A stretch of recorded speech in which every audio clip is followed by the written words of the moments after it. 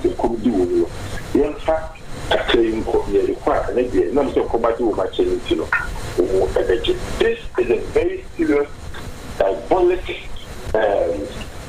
strategy apparently a issue.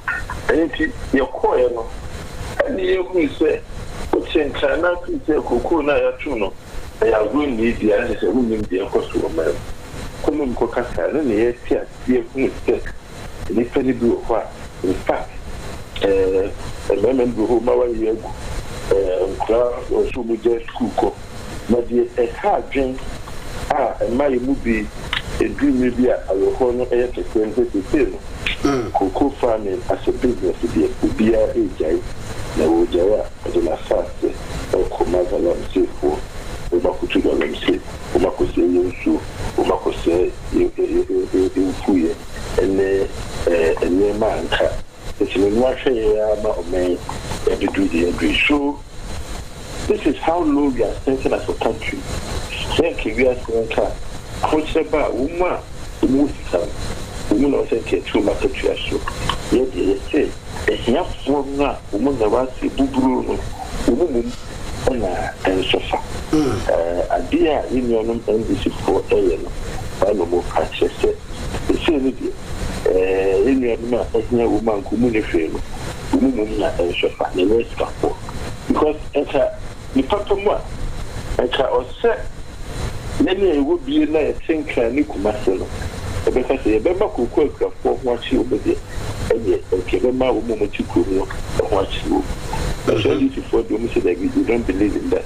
Rather, no, the poor and the downtrodden, and remember what shall come. Okay. And see, now your call and near a phone with you come on.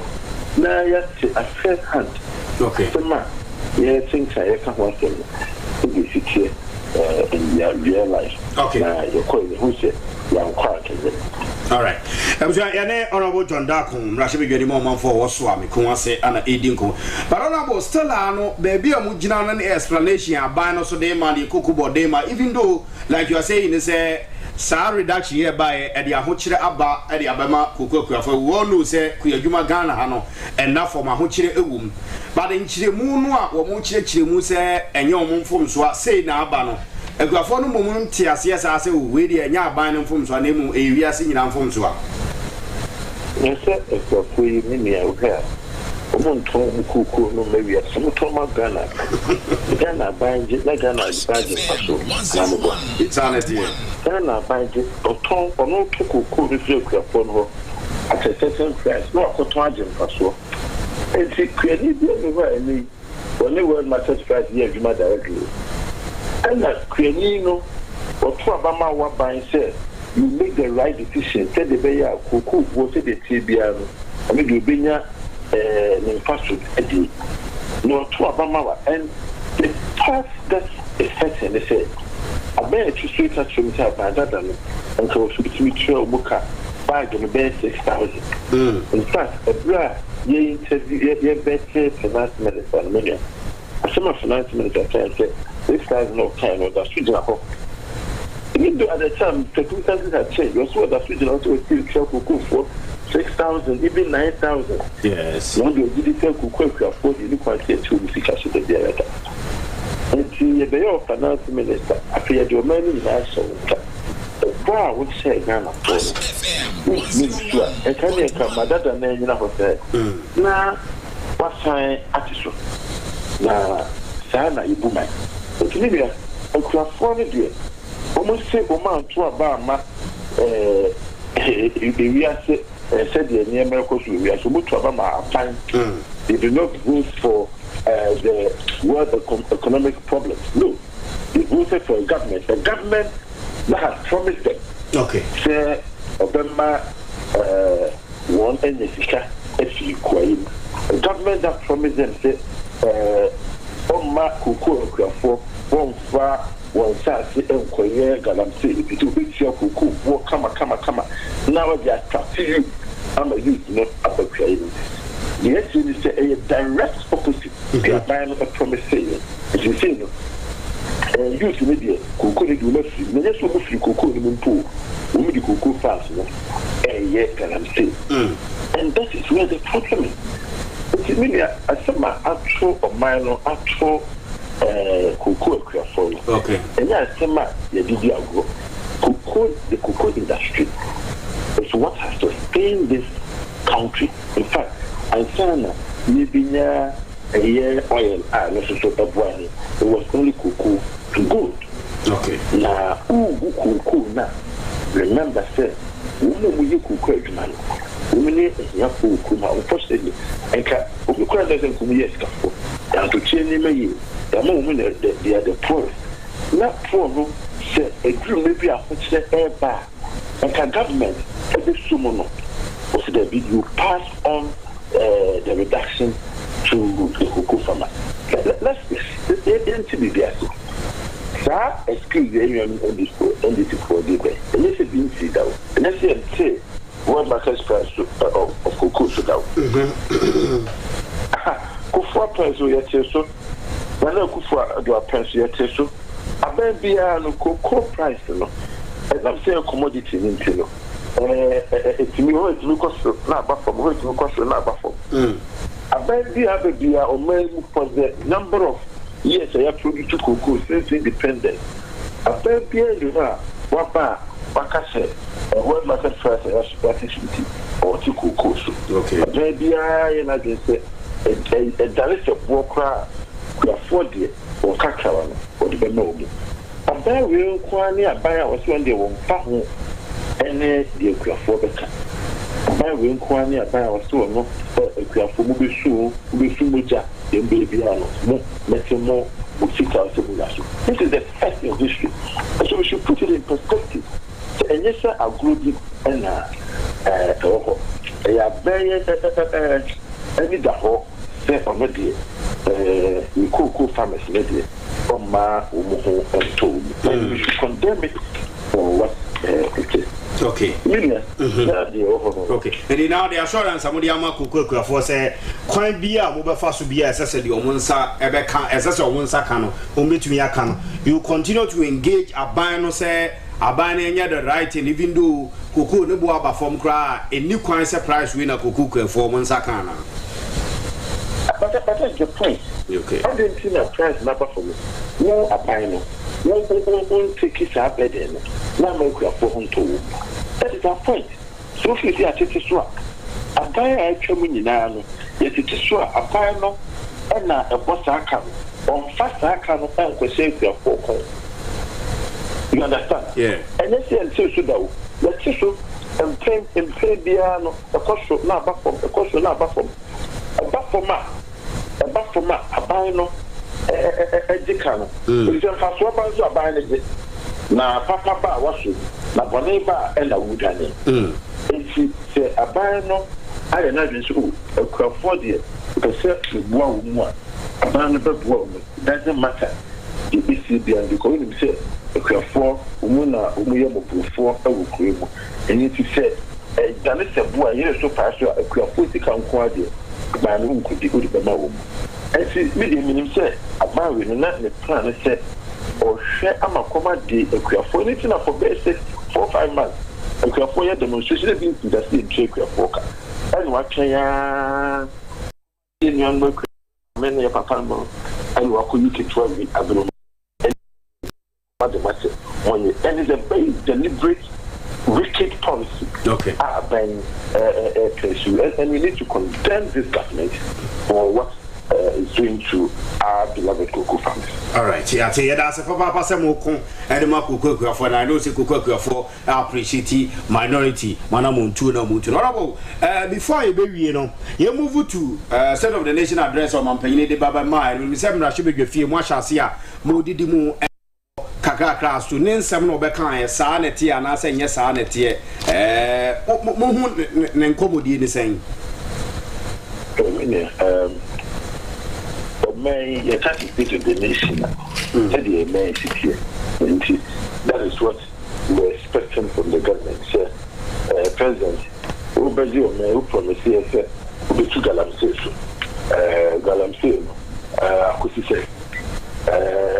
The state of the nation is that Galamsey is getting worse. In fact, it's not just getting worse, saying to Kuku, a great to go. In Rua, the dear Galamsey, the fellow, cyanide. He said, you are chances, say, Amma, and not only the new danger you face. That is the state of the nation. The state of the nation, a woman, and say, unemployment. Abaye Kesiama, Numa, and Kuma, you are present, promise you, me say, or bow will be a Juma, and Momayano. He said, Women Abamu, a Juma, in the crew. A present air badly, policy, who say, the BB by 24 hour economy. I know, say, a Juma Bako, a Nipa Miansa, and the Bayer, a Bukanoka, and the Biaquia, the Biaquanajo. The state of the nation is that, one say, the Abada Ghana for we need to energy. The state of the nation is the hospital are buying Eba, Nanaku project or starting agenda 111 any idea. The state of the nation is that Adena Bano and Mano and Yajuma and Tiamu hospital Papa Akon, Umina hospital Papa Elko. That is the state of the nation. The state of the nation is that acquire do a banner chance here. If you over maybe hear me, the state of the nation is that a 4 year interchange about that chance here. Maybe I was say, that is the state of Swami. That is my consent.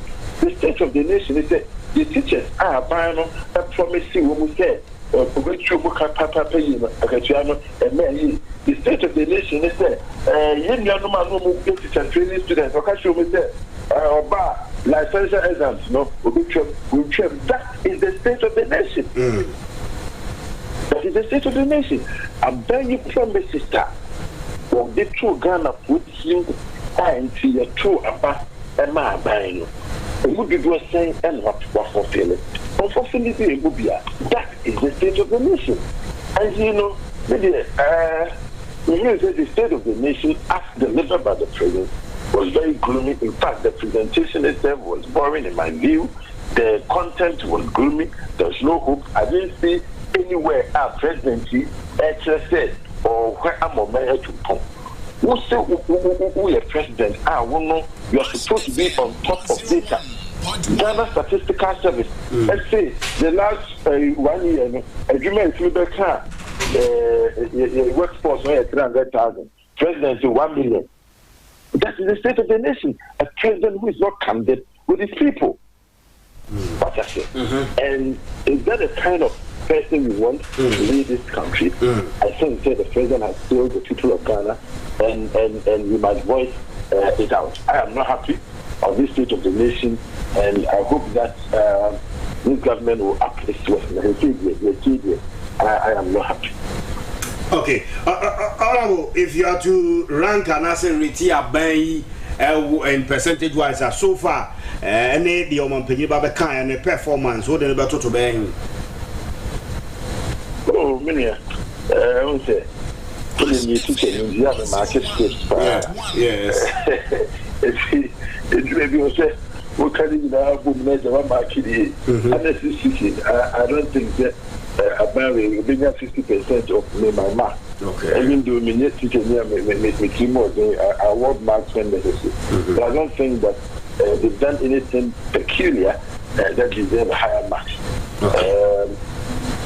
He said, in fact, as we teachers say, there's a whole lot of room for improvement. Okay, I see. Finally, a by-election course so Iowa East. A confirm what you can say and go for up about NDC because we have the number of voters of to about the general election. I don't want to about our by-election, even though we know it's a general election, a by-election, yeah, the same. But as a reduction on now, it was so confirm who say NDC and go for Abra. I think that, let me say this, and on this I'm going to be very candid with you. It looks to me that if I do a thing to hear about which is the youth, we are losing hope in ourselves. We are losing hope in ourselves. That's a very worrisome situation.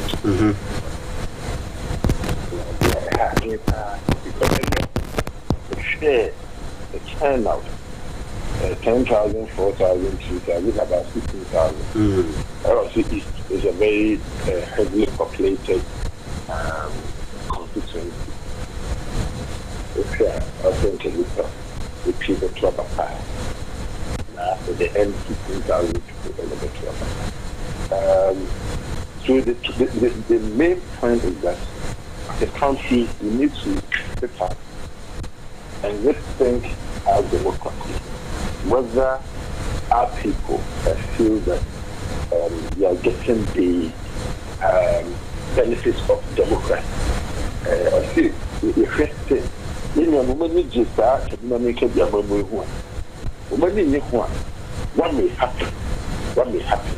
And so I say, now you rise up against democratic government. That is a very serious thing. But on the other side, also a question will be happening, which is the turnout for the government in power. If I'm looking at the numbers, it looks like on the side of the NPP, if you look at generally, there was just about 3% reduction in the turnout against the NPP 10%. And that's what I'm saying. I haven't done the calculation. But whatever it is, when you pass through the trouble, man, your uncle trouble, when you don't say NPP, which means that the parents are when you people promise you will move to a lot of the people have come to realize that they are short and are done. Until it is to crown on town country and control about my NDC. So the numbers show that Nipa Ahokikan any more energy and no more NDC but I'm not surprised. I'm not surprised because about we promises for the man in me and NDC followers and the Ghana followers. It has become clear to me in the year really because a certain so let's take for instance the so-called one because of the because it's not about the pandemic.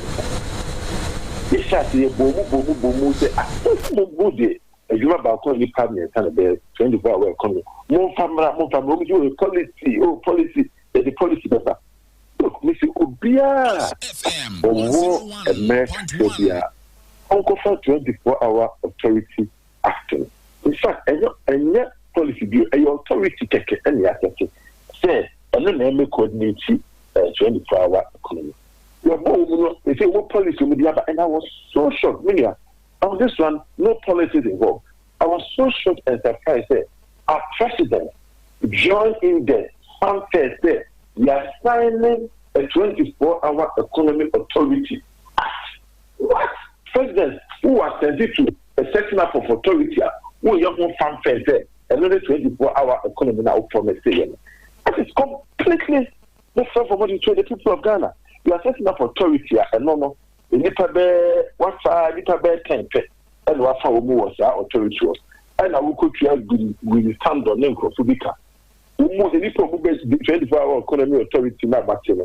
We just so fast. A branch now to me, man, on cover because a human Nipa be 10, they say chief executive of 24-hour economy, or the deputy, and you are board. We need this for near to Muka. And the Alpha administrator and nobody home. So, we a better 24-hour economy.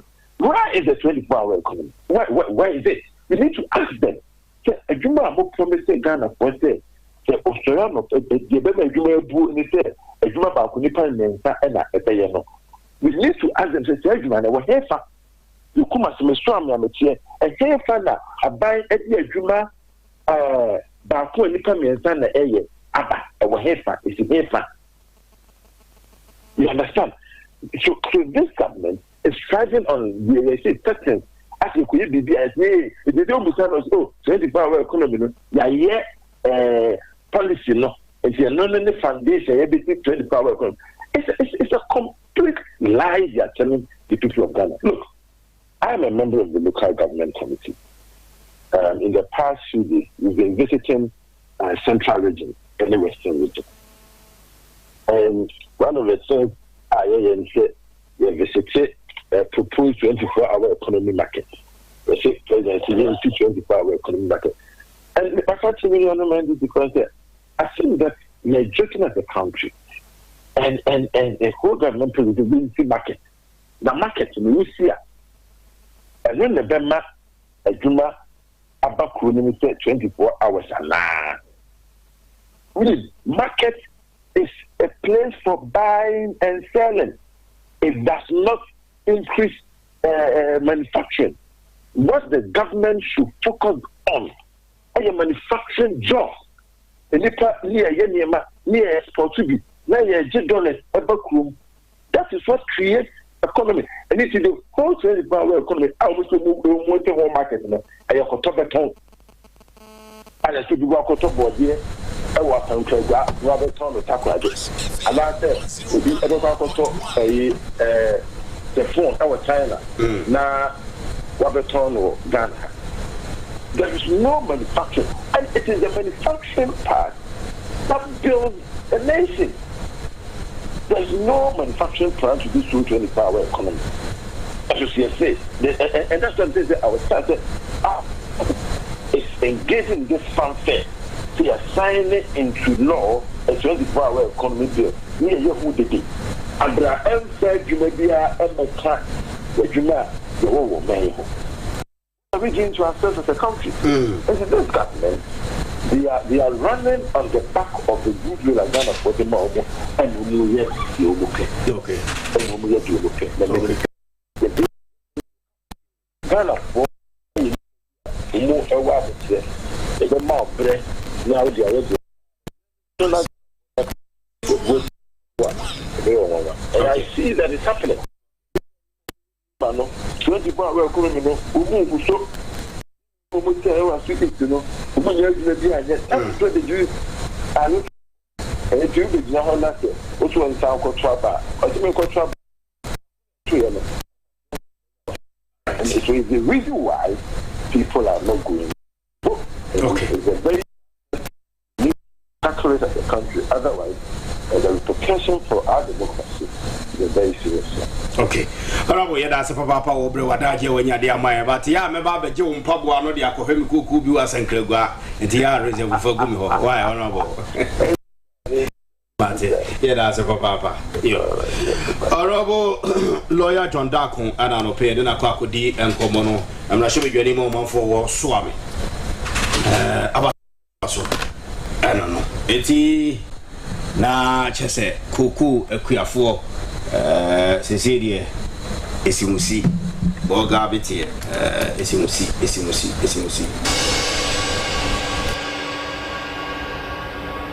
This is the 24-hour economic clock.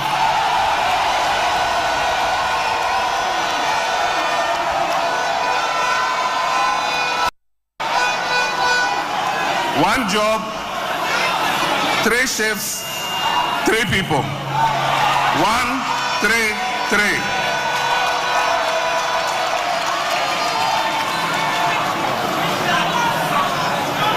One job, 3 shifts, 3 people. Obiabe Didi. Ezu. Extraordinary problems require extraordinary solutions for extraordinary results. And so businesses and public organizations will be encouraged to operate 24/7 in 3 shifts of 8 hours each. This will boost production, it will increase employment and provide well-paying jobs. It will transform Ghana into an import substitution and export-led country. It will increase employment opportunities and revenue, and it will enhance access to public services.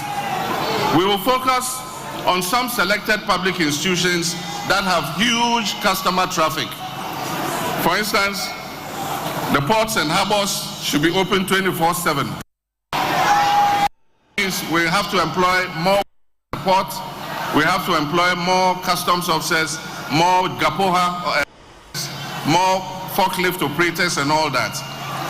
We need customs 24/7, 3 shifts, so that at any time your items come, customs at any time of the day is open for business. You can go and your import papers and take your things out of the port. A passport office that is operating longer than 8 hours, so that people who need passports and other. Okay, T Akwaba. To us, we the 24-hour economy. Said the Oman Penny, John Dramani Mahama in opposition said how the clock is going to work. Is it working now? Osbel Limited, Sebrahna, Omwa, or blocks a papa concrete blocks, 6 inches solid hollow blocks. And I'll pay based on request out of blocks. Depending on request, I'll pay. They did quarry that state cement, quarry stone, and so a Cadiano ABL. Building materials need to be all kinds of building materials. We have them. Buy 500 pieces of blocks and have it to be get free delivery within Kumasi. Or top blocks do 500 pieces. Say and the gel free. What's the Kumasi? Cars in a what I'll be looking here. 377 612 0244 377 612 Pure Natural Health Clinic. Doctor can come and Aquacofa can come be tested. The Abbey Castle. Only be a wapa, a true flam and name a true few houses. I'm a mine in him, a BU FM. Also, I wouldn't be an YM, the beer or reduce size. Hey, okay. This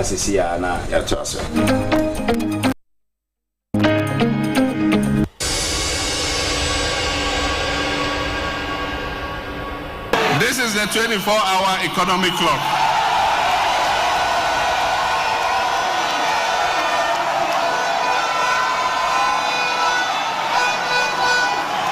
One job, 3 shifts, 3 people. 1, 3, 3.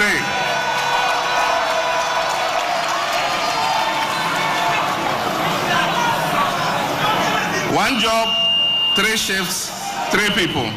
Obiabe Didi. Ezu.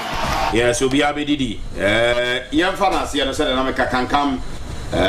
The power of the Abbey Castle can come tie stop mixture. As we improve our appetite, don't even need the already Sasuna malaria. The Pedrian, Ninano, a bit to me a year from Amahuato. You can come cool capsules and so on. A poor ye cook free Pedrian, Amahuato, Coco, as say the penny when some can become you Yes, and Ruby Ewapidanko have me calling out and afraid Danny Heba, Fred Mens, and should not be home. Fred 710 024 712. Now, when it can come, let me at the train come on 0246 0712. My father has seen me and from or just company limited or just Chacopada big some patrol. Say also a dunya copper or just Chacopada hononum over level no ewo suro ewo form or just charcoal powder sent to when mukasa sent if you were moving or just charcoal powder. A boama kidney in a year, you may ye papa and 2 DD me yam kama. Or just GS capsule so bois, syphilis go no chlamydia, no me a dinano, the master, and it or just GS capsules. Or just Galabon, Hebamisha, a year, food supplement, nutritional supplement, na face, and so ye immune booster, provided anti AC. Said my Galabon, Hebamisha, fire. Back come on a down chain and sweet dream. Dimma phone on lawyer can see and or just CMP. Sebaba back pain, joint pain, and I say, hey, Fanayoya, for Bisasa, Nemo. Open will be out a baby, a tone will be a patrol one sa, a bit to me, a can be. Oh, Fred Dr. Jesse on the coffee, by our 0277 007 001 0277 007 001. Okay, winning numbers are over to me, Afre. Right, meaning Komoy and Famra. Ha, I Ash 101.1. We need to quit among Foxzy. Now, they call Hamanson Feminine, the third national vice chairman, the man, new patriotic party, any PP, Chairman Masahoud and Konkodi and Komo, leader of the delegation for Ayawasu East by election for the new patriotic party. Chairman, I don't pay much in. Na Chairman Bokodi. Okay, Musuni Juma. Wabu Juma pa. Okay. Chairman, I almost say about money Juma, but said you will share your boss election. Zongo and a Zongo community. Therefore, say Chairman between Abuye Papa ama improvement about looking at more performance. You say one achieve the and I say new win and I'm more expecting. No, just kind Mamincha Ashh at G4 my chair, the station executive, our war Asante region. The chair, my Elatra area coordinators. The chair, constituency executive, Omo IPP for my chair, the regional executives, Asante regional executive, Namachia, a party paying for the His Excellency, the former Vice President and the flag bearer of the new patriotic party. The door will be Assalamu alaikum wa rahmatullahi ta'ala wa barakatuh. Ayawasu is we share about what you're calling. Now, you share say about what be a politician, they could be and an officer winning. Now, winning a decoy. But there's also no buy, Ndura, my happy, even though you're winning. Why are you happy? My happy, even though you're winning, we are in Guasia, Cassia, Nema, NDC for near Guasi, but because of Omania Badu Bano, Omonim Nunguasia Como. Although, when say NDC, Papa, we are the Magna, yeah, went to Parliament with 22,000 votes. Yeah, 22,000 votes. Not in there. Baba Jamal by from 22,000 to 10,000. That means we were home and Chenwi. Every 10,000 Omuya, 3 o'clock, 3 p.m. Na turn out to me a do na. And this for Muaya was to say Omun PM and Twaba. Me see Omudi pick up name Bala for the force no more refugee, no more physical life. I'm not going for the surround Mumbai, Mumbai Twaba. Pressure, yet Toma, and this for Ayawasu. Apart from your mama and Kwana, chief of staff, of national chairman, one who may see every day and night for Muayawasu. Day and night. Oh, you cry any person about who share that day, voting day to cry, and young men, our put someone way. The party for MPB no bed or Munuko point in our no more. But the better about we NDC from 22,000 to 10,000, which I say gradual, no.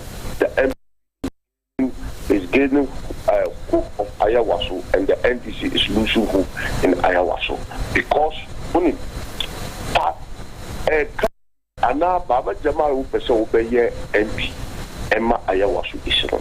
Oba Ayawu per se to Ababa or no will become flag bearer because of only say Obey flag bearer, our air was so.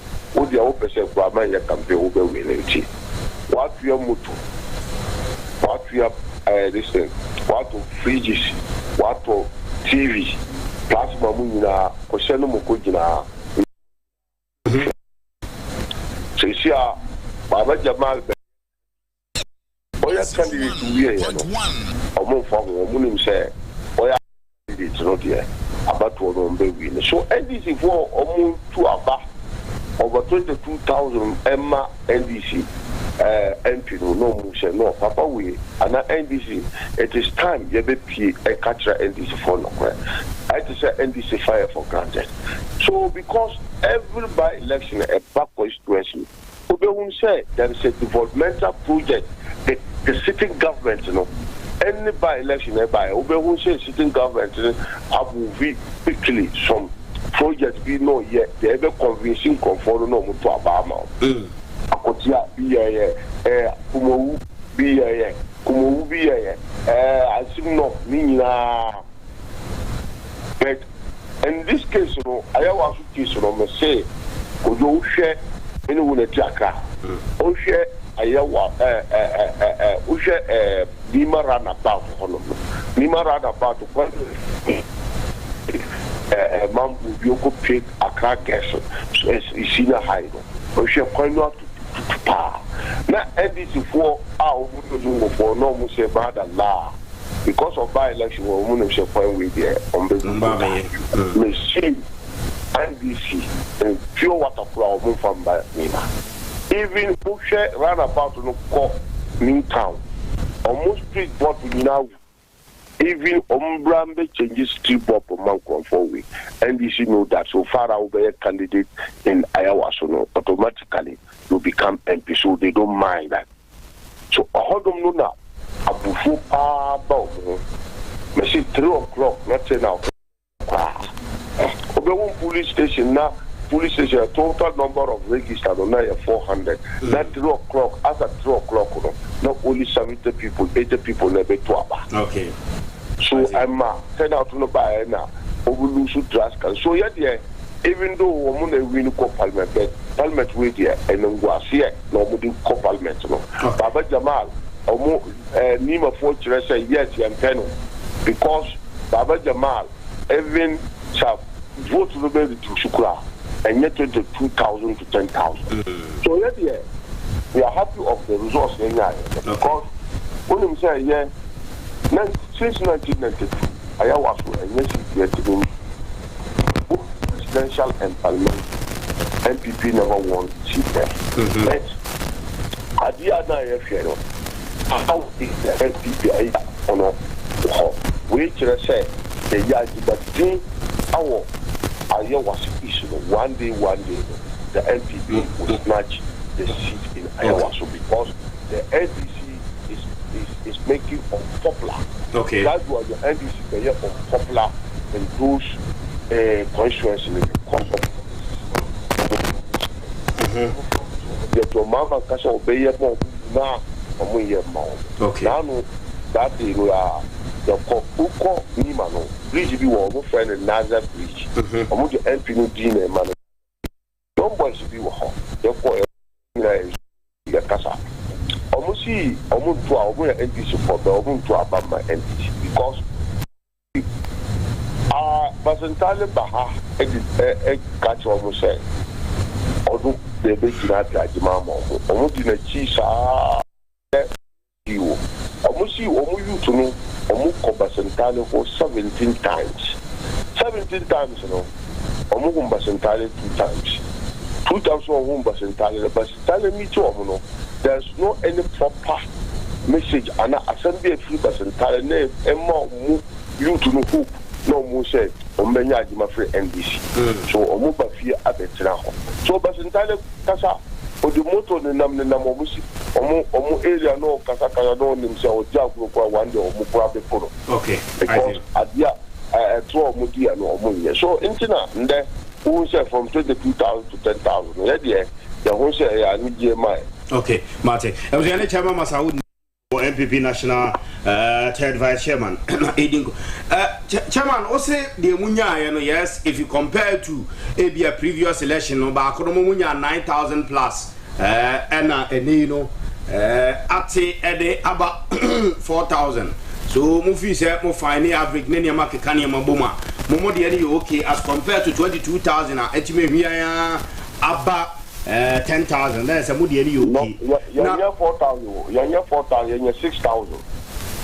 And Radiano. Munya 6,000. You're 6,000. Okay. You're 4,000. Okay, sorry. Today there's almost a difference, you know. And Shadanya dia a from Biasa, muy okay. Okay. You know, 9,000 to 6,000. No, I 3,000 different. And yes, sir. 3,000 different. But Omono 22,000 to 10,000. I 12,000 difference. 12,000 difference. Now Musomo is sitting government. Want to lose 12,000 people say Omumbe Tuaba. So who say Nima for wadi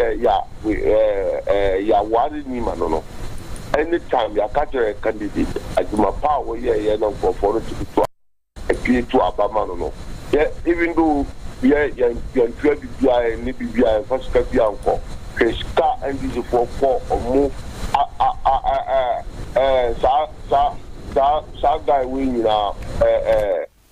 asuntaba that one there were almost the musicians be almost ba nima nina and favor because ahodo na ya almost strong hold until and yes anka ombe dusu abano so that you can say the way you be present here na campaign you be in 2024 na the way you be fire men you fire you trust na and my police for you be internal security no na ya kule ya match ya bibia na ya hunu kwanje ya be faso na ya bibia ye dia we give say 2028 e pie betema edinkunu meaning say ni makwa we give say they work hard because the ground of disappointment and this disappointing me man. The team is na show na bonfire na working hard. Me man e beteme anya sit wow. Okay, Chairman, Sadio what can last time I am no din komo kan sa asem no say mobile working hard. Mo anka sa mba form security. Obey police force Sadio no against him because until mo nyina mo ka vigilantism this I don't understand how that's what you never be originally. One say election way up for 2028 election. Say yes, please will see we. Say yes, please will see we as we no catch us. Yan this bandy regular to good. And say you couple saying yan this bandy regular to group. I'm telling you that we are going to the 4-8 election way fully. Because yan timin dani ajimi for time bia emma NDC for when mino wule wo Ghana ha IGP IGP tampare dada mpanyo for akufado no chief of staff mo catch omo say yan nyina disbanding a vigilante group NDC for see hwan yan disbanding a vigilante group voting day kwa your boys by pra omo pe pick up kura or mobile monitor kura young crop for said no yeah for mon copy actually sa NDC this bani a group you have to to group no pay them no train them at the end of the 2024 election mo nyina mo hu here every maybe me or mo sa even the polling stations kura we ni kura no ko ji o pitch netiti police the crowd omo yitu ebo to aka minu coalition center regional coalition center omo yi AK-47 live no mo bo one video there NDC for mere soldier dey ji soldier ni tu na Jimmy for na ya satina se na say masa obi wodi agro kura say yen disband your vigilante group kura onim kura onu no so na edi best started. There's no any bagger wire. So the catcher say yen disband your vigilante group. We are going with them fully.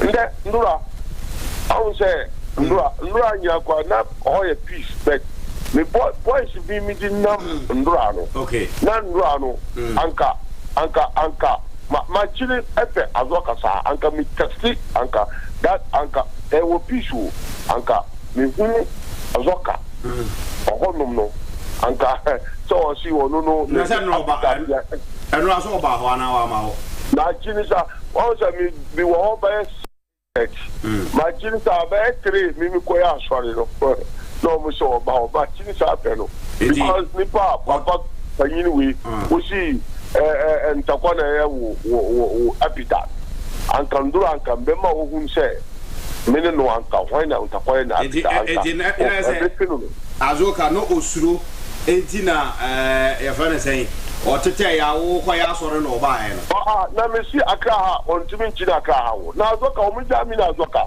wane wa woni nduru ano dia na mpe me boys no me catch am si e shiano Mumbroco no boys, no, Namunjamini, no more be untouching. Would you Munjamini 1 and 1?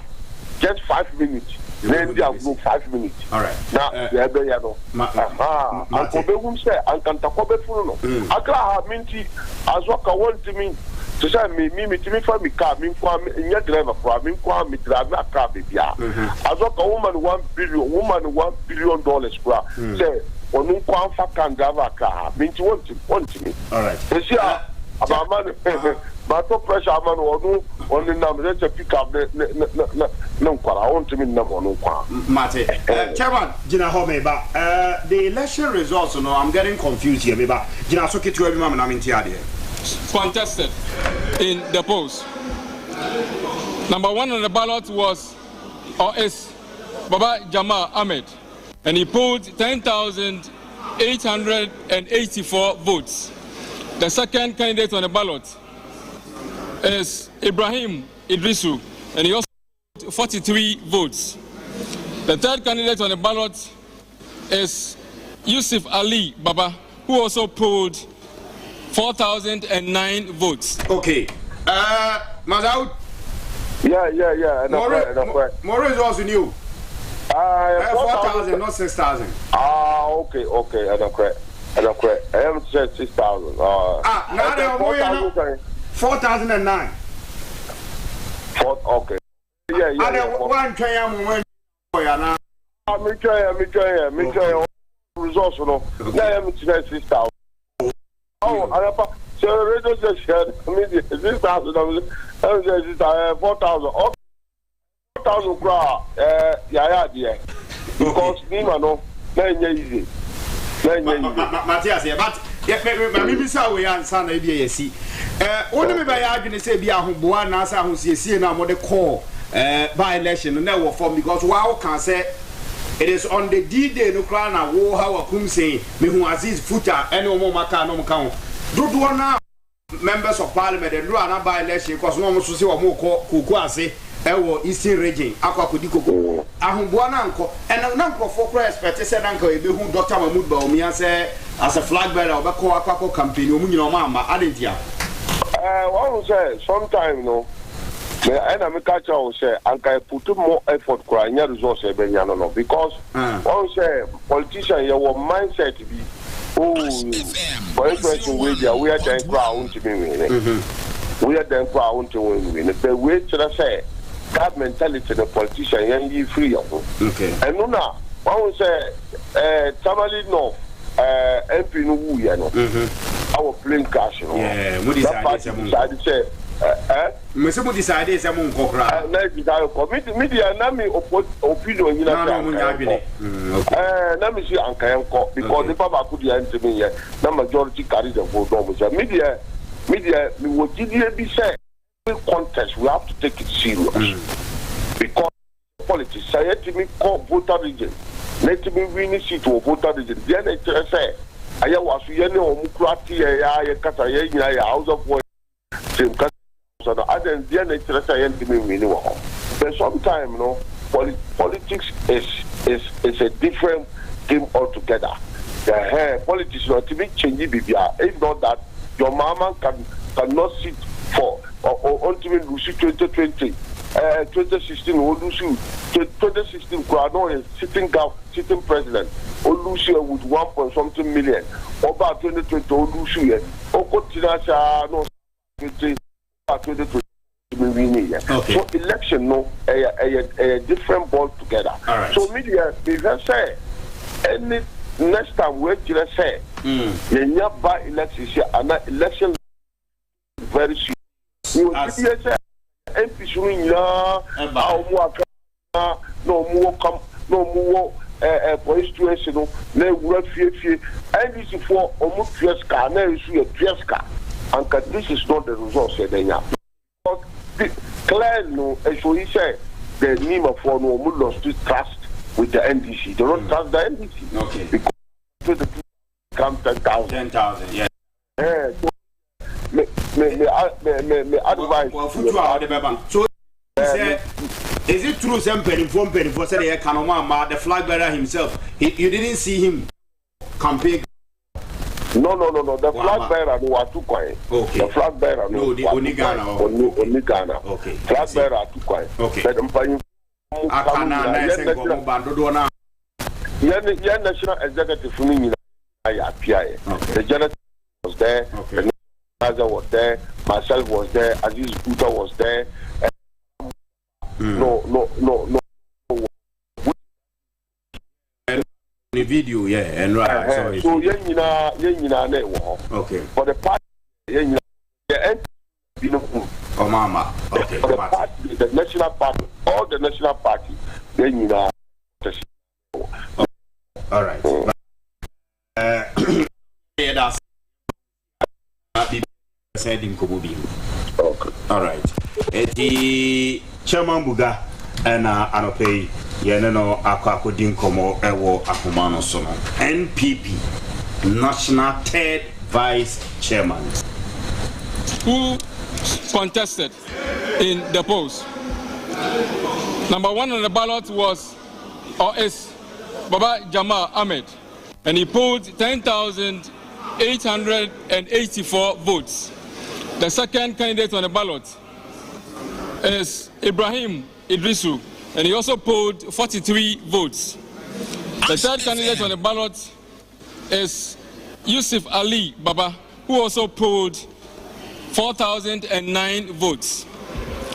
The fourth candidate is Muhammad Umar Sanda, who also polled 1,885 votes. Okay. The fifth candidate,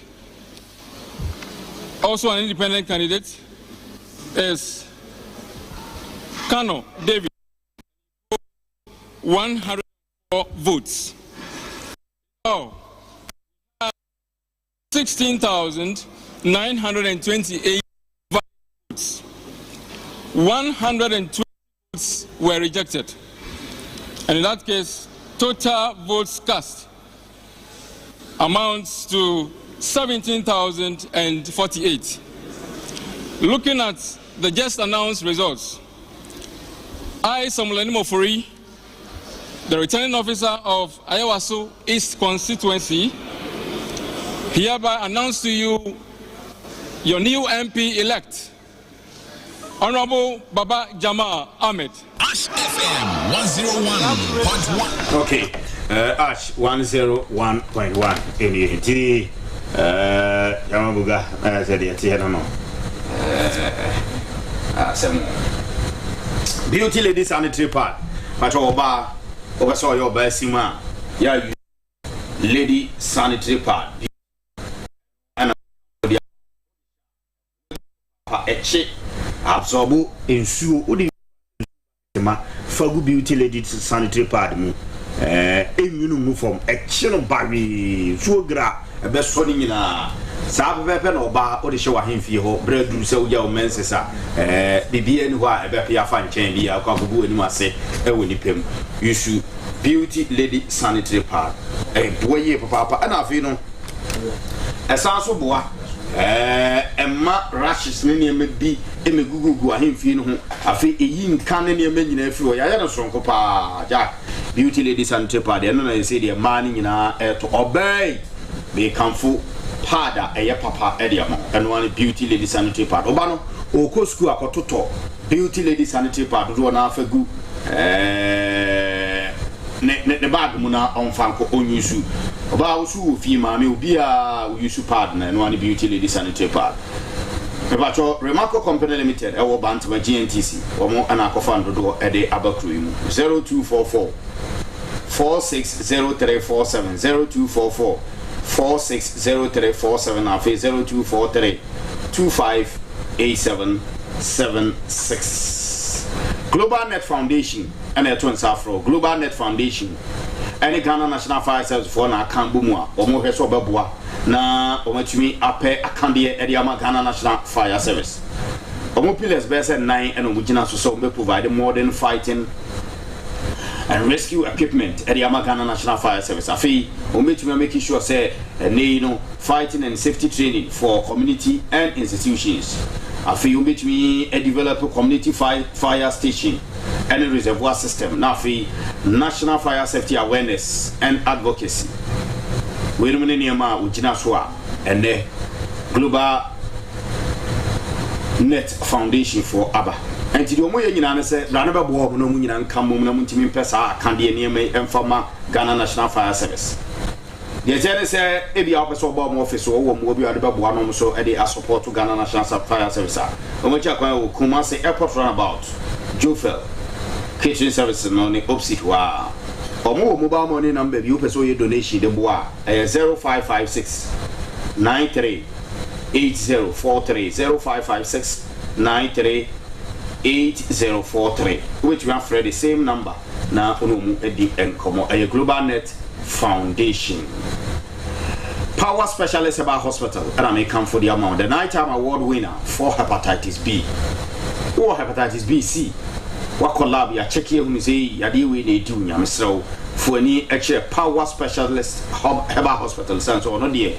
yenimu no upon whom ye papa eba hepatitis mu ya there oil number 1 fatty liver sciatica goiter bohokufu ye be nan ni nyina afro ma me ne wadru nyame ache ne dru and if you so buy no na dwuma na ekoso so sa ni nyina ne se odi adru kan bi oyafo ba oya asabia na otimi sane ade ono ane dan ne ho dance ni kodi dance ye ekrofo di ma me ho dance ye papa hospital ho dance ye papa se ya de ben na baba je se wa mfa anko wo dance atata wa honhono de ne hawo ma me nya adaje a doctor for kuku da mandese for ne adwumafo ho no in fact omo eni kunipa ho ye papa anu ti na me sre wo se fa oya de ano pay fa ko ja Power Specialist Herbal Hospital ma me akoso ye dia ya eho ana me ken kuma se o fe ya se dia ya junction ni just bro filling station no na opposite okwa akra so a ye wo power bus stop wo ACP Quantum Pons between Poku Asene Kwabinya ye nkota krade azi o recordo Anaji Estate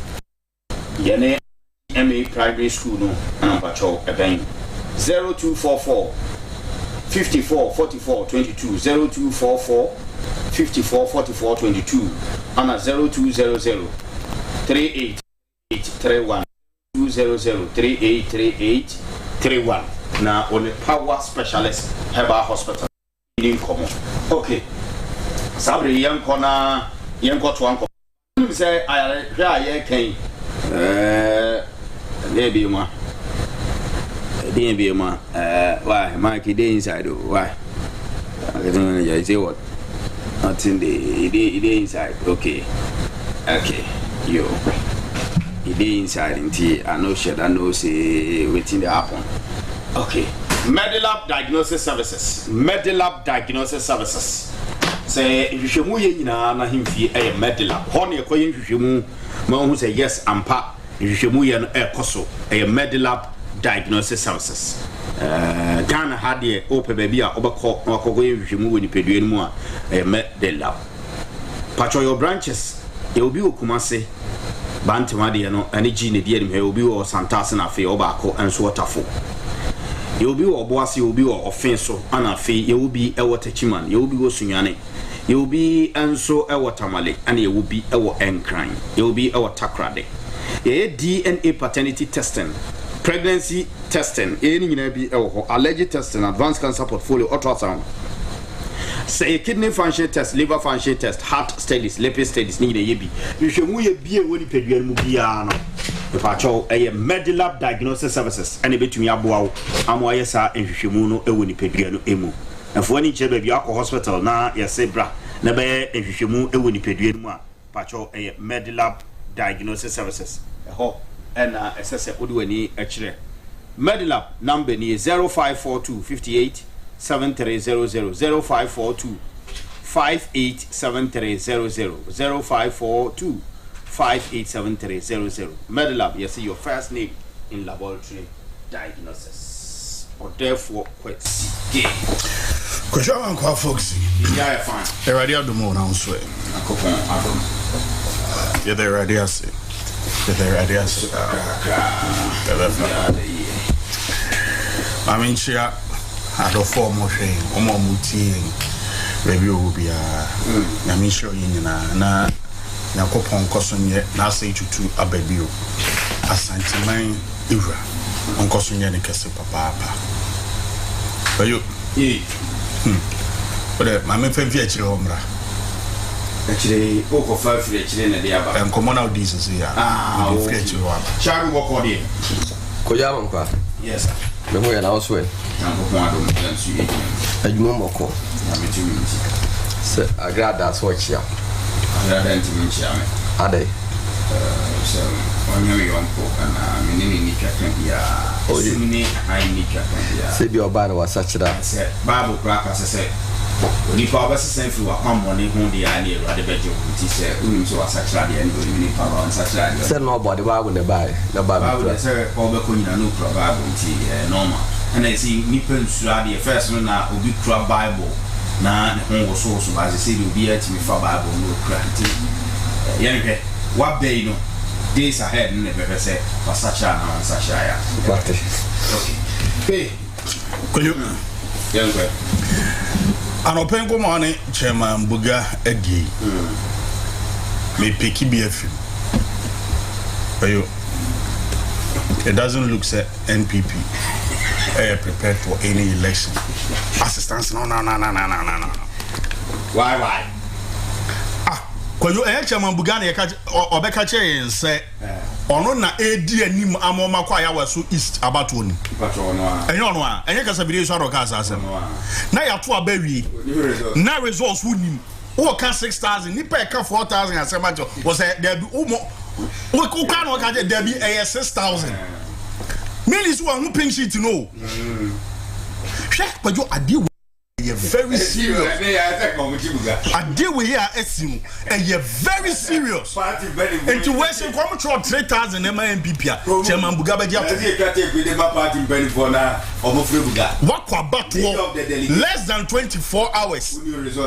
Resource I wouldn't him. Near catcher house there be 6,000. Hey,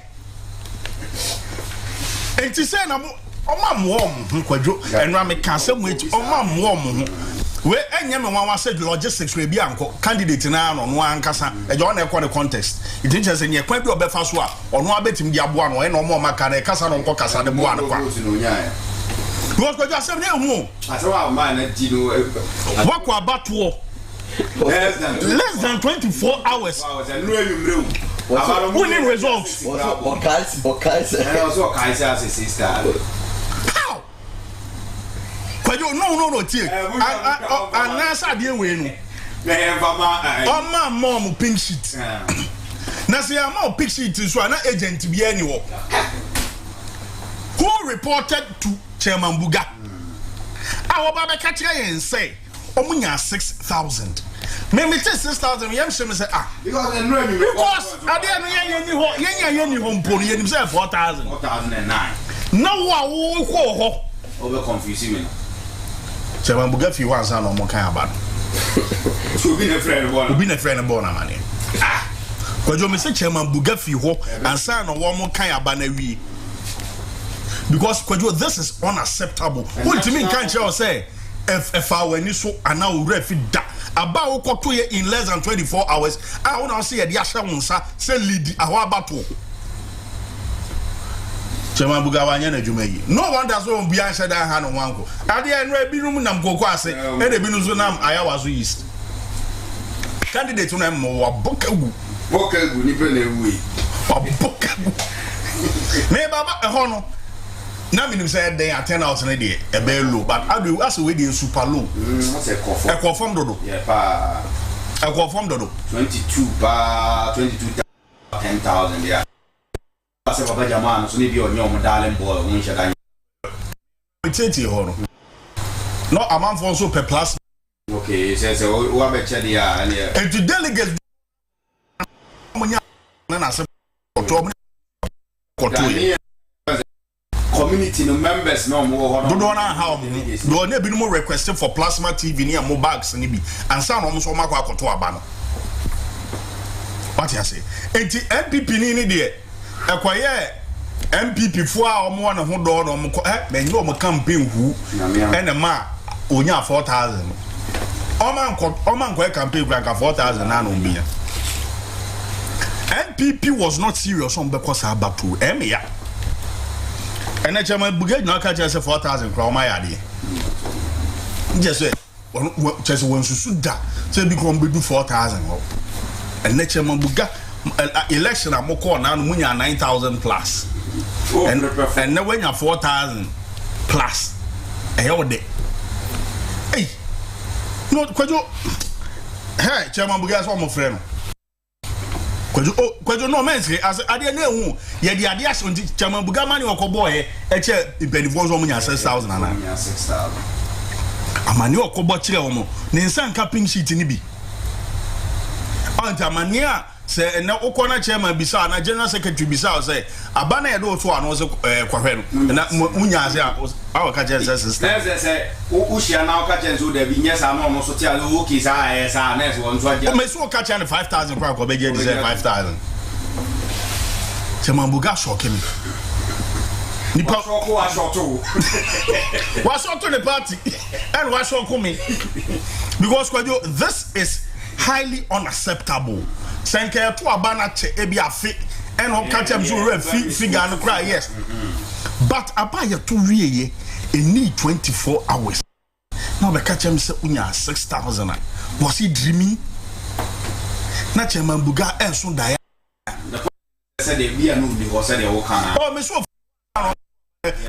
je obi say ebi anu ama me results no na said o yes so dia general elections how they say co election no wonder say party ni lusu seat ni bebra na mo de so bo ni pa ba ko I thought that na bi no nya ade say because Buga so e ko ye supervision wo a polling station bia and say constituency bia say ya de bisi ya to aba ni wi na fe results bia ni ba wo de baba ana me boa kwayo ebeya chairman Buga mom ko election bia ampa no bia ni da kwayo I'm serious meske asampa na make a cho you so are serious mom ko abatu obi and chairman Buga enkodi anim because adewei is an indictment on one kasa on one chairmanship position awukra you are no mean person dan say a whole third vice chairman but you are make it your ma meaning ko potri krum wa na fekuru say potri krum e wo sunyane go dan no accident ni si ma nipa ba se dunum dunsia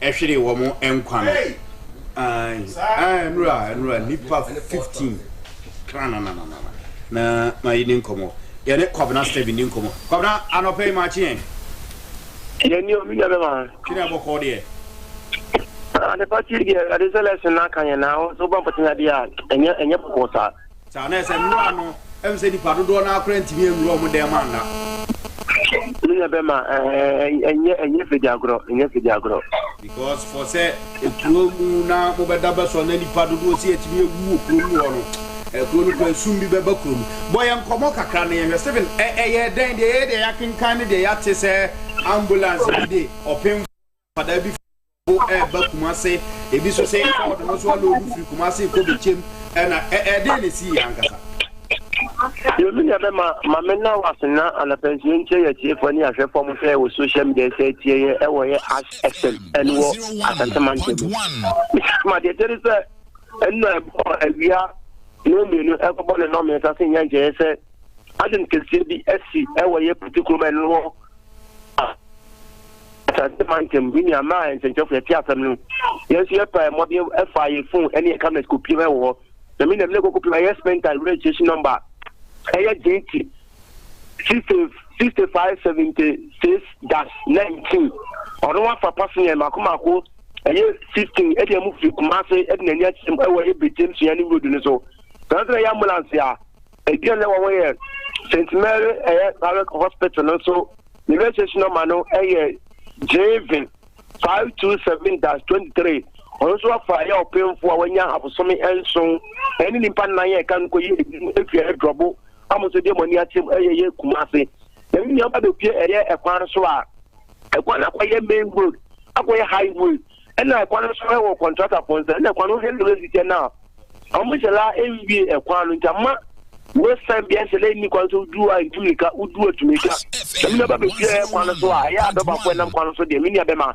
emi ka de na menu krobi amutu bi ye papa senso bi edu kwan so a ekwan da so ntinu obia excel nem e kwan so a enye pijagro na kodi to ye aro to woni kire yes pinter ya e pepe ma enipa ahwem kan efi kuma seba na naka bi edinanim ene kwan so ye amani ye kefkefu kwan ntinu na wa ka bi edinanu ogmo bianse obetumi esa ka no ho ene be obetumi akọ no kokodun to no wasaba tell me o you by taking no saka na ya ambulance so a patient dem na the patient in them to know na ambulance no so aso no pa ye nya fidiagro ya ambulance o you by taking no ambulance ni ko shia e wo ko ni film from mumu hwa no eni pa 15 ene tumi hwe mo nkwa na me na mo ana mo prepare amo na mo amonso ngunu so eni pa tumi boai e dem ko pie wa ye e de jamanta hospital na eni pa ensiere ka de dem ko pie mo na emra eme fiti be no nu ekosi ni no nse yende ze ni pension e dem ko no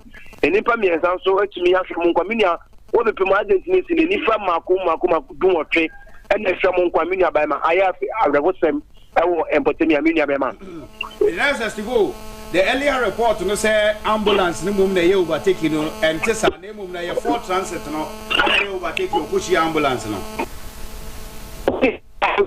one chance sprinter no emum na ye overtaking okay according to one mu jenjira ho no okay and I just say okoko shia no na ho ya careful so ho ya mani ma na se na ye ahwemu so minia ekwana wono kakra na ye efi ejijama be wuro ko ne ye amanim kakra okay ntudi o channel ni to oni ni ambulance ni na ho ambulance de so wo pasa de a o tumi overtaking because of patient play dem no it's na ambulance ni se every card here ni bi wo pa wo we ma me na o pay for ya to share o pay for ya wa shine ko ya to na be na o nam ni mu odi no illegally doso o you overtaking na na fo pian to aka amuka krasi ambulance drama ne penta drama ne ya ma mi anu wanje abosume so ne de amumu ane de enipa 15 amumu amanka sakora na ne raro se ebi motete ne ye de sabo ne ye sistem ni pedua ne de amagu eye tack minya bema